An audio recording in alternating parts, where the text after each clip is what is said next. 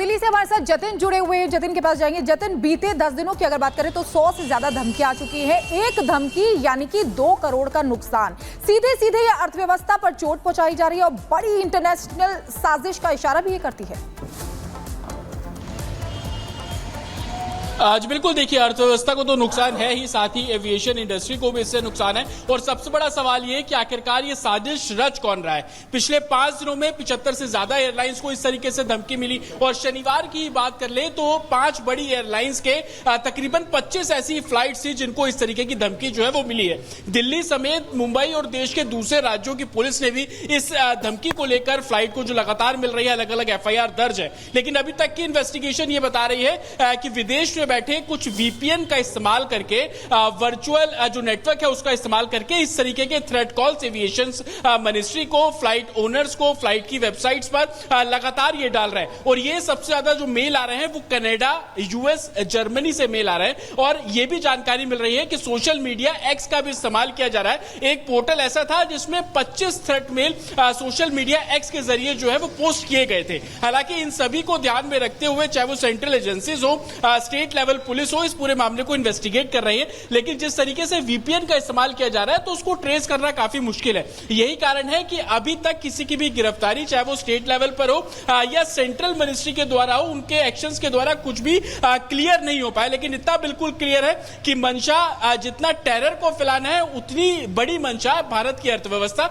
या यूं कह लीजिए कि एविएशन मिनिस्ट्री को डैमेज करना है। क्योंकि जिस तरीके से आप भी बता रहे हैं कि एक फ्लाइट को अगर डाइवर्ट करना पड़ता है तो तकरीबन 2 करोड़ रुपए तक का खर्चा है। आप इस बात को ऐसे भी समझ सकते हैं कि अगर दिल्ली से कोई फ्लाइट उड़ी और उसको डाइवर्ट करना है, जयपुर करना है, तो जयपुर के रनवे को भी इसमें एंगेज करना पड़ता है। वहां से उड़ने वाली जो दूसरी कमर्शियल फ्लाइट है उसका भी इस पर असर जो साफ तौर पर पड़ता है। लेकिन सेंट्रल मिनिस्ट्री इस बात को लेकर काफी गंभीर है।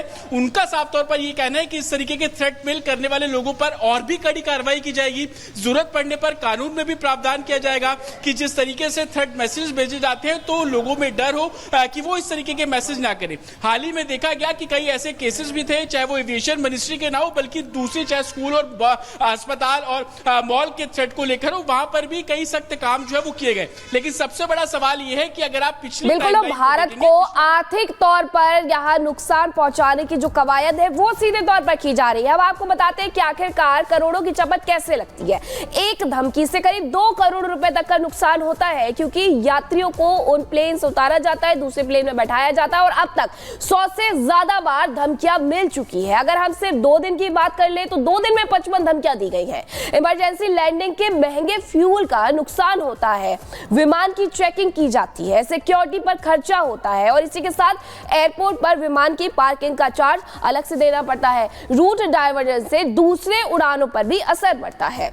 यात्रियों, स्टाफ को ठहराने, उनके खाने पीने का खर्चा भी एयरलाइंस को ही देना होता है और फ्लाइट में देरी से यात्रियों को भी कहीं ना कहीं नुकसान होता है, उनके समय का नुकसान होता है। तो ये तमाम ऐसी चीजें हैं जो ये बताती है कि आखिरकार जब एक फ्लाइट को धमकी मिलती है तो उसके बाद किस तरीके से उस पूरी एयरलाइंस पर असर पड़ता है। सिर्फ 2 दिन में 55 धमकी भरे कॉल या मैसेजेस भेजे गए हैं, सिक्योरिटी अब बढ़ा दी गई है। लेकिन सवाल यही कि आखिरकार साजिश के पीछे कौन है जो लगातार भारत को इस तरीके से धमकी भरे कॉल मैसेजेस करता है। तो देखिए, अब आपको बता दें कि 48 घंटे में 55 फर्जी धमकियां मिली। कैसे? अक्टूबर 2019 2024 19 अक्टूबर में 30 विमान उड़ाने की धमकी दी गई। वहीं 20 अक्टूबर 2024 की अगर बात करें तो 25 विमान उड़ाने की धमकी इस दिन भी दी गई है। यानी कि अगर 48 घंटे की सिर्फ बात करें तो 55 फर्जी धमकियां दी गई है। लेकिन कितना बड़ा नुकसान इससे एविएशन कंपनी को हो रहा है, क्योंकि देखिए किस तरीके से एक बार अगर धमकी मिलती है तो 2 करोड़ का नुकसान होता है, क्योंकि इमरजेंसी लैंडिंग विमान की कराई जाती है, चेकिंग की जाती है, उसके बाद तो 48 घंटे में 55 फर्जी धमकियां दी गई हैं। अगली खबर के लिए चलेंगे मीनाक्षी के पास और अब बात करेंगे न्यू मैक्सिको की। न्यू मैक्सिको में एक एयर शो के दौरान प्लेन क्रैश हो जाता है जिसमें पायलट की जान चली जाती है। पूरी खबर इस 1 मिनट की रिपोर्ट में।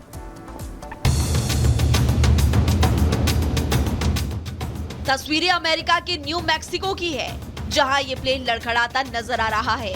घटना एक एयर शो के दौरान की है, जब ये विमान दुर्घटनाग्रस्त हो गया। इस हादसे में एक पायलट की मौत हो गई। एयर शो के दौरान मरने वाला एक कुशल पायलट था जिसने सैकड़ों एयर शो स्टंट किए थे। दरअसल लास क्रूसेस के अधिकारियों का कहना है कि Charles Thomas Chuck Coleman Las Cruces air and space expo के दौरान दुर्घटनाग्रस्त होने पर मोनोप्लेन में पायलट की मौत हो गई। जानकारी के मुताबिक कोलमैन एरोबेटिक्स कर रहा था। जब विमान हवाई अड्डे से लगभग आधा मील की दूरी पर था तो अचानक लड़खड़ाने लगा और शायद पायलट इसे कंट्रोल नहीं कर पाया। बता दें कि कोलमैन एक इंजीनियर के साथ साथ एरोबेटिक और टेस्ट पायलट भी था, जिसमें 10,000 घंटे से ज्यादा उड़ान का समय लिया था। Bureau report, Republic Bharat.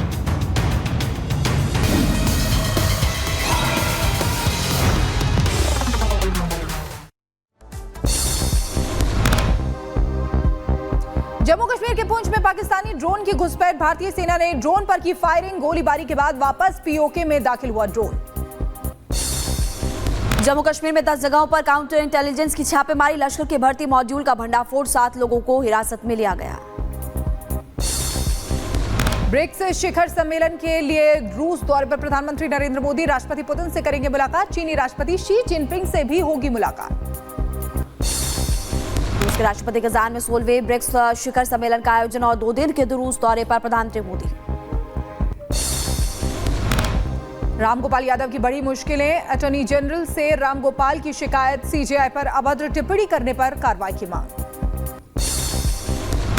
Maharashtra तक सीएम योगी आदित्यनाथ के बयान की चर्चा, मुंबई में लगे सीएम योगी आदित्यनाथ के पोस्टर्स और लिखा बटेंगे तो कटेंगे। डेरा प्रमुख राम रहीम की बड़ी मुश्किलें, सरकार ने दी बेअदबी मामलों में केस चलाने की मंजूरी, सुप्रीम कोर्ट ने हटाया था स्टे। अवैध मस्जिद विवाद पर मस्जिद कमेटी का बयान, का ध्वस्तीकरण के लिए नहीं है पैसे, काम में देरी होने की कही बात। बढ़ते प्रदूषण के बीच दिल्ली एनसीआर में लागू हुआ ग्रैब 2, डीजल से चलने वाले जनरेटर पर रोक, सीएनजी, इलेक्ट्रिक बस और मेट्रो के फेयर बढ़ाए गए। प्रदूषण के बीच देखी जा रही लापरवाही और कन्नौर प्लेस में स्मॉग टावर में जड़ा ताला, इस साल अभी तक चालू नहीं हुआ है टावर। यूपी के आगरा में भी बढ़ा AQI का स्तर, ताजमहल के आसपास छाई जहरीली धुंध, अलर्ट मोड पर प्रशासन। जिले के लाडू सराय इलाके में जमीन विवाद को लेकर 2 पक्षों में जमकर मारपीट हुई, जमकर चले लाठी और डंडे, पुलिस ने कार्रवाई करते हुए 5 लोगों को गिरफ्तार किया। थाने में हिट एंड रन केस, तेज रफ्तार कार ने बाइक को मारी टक्कर, हादसे में 21 साल के युवक की मौत हो गई, पुलिस चालक की तलाश में जुटी हुई है।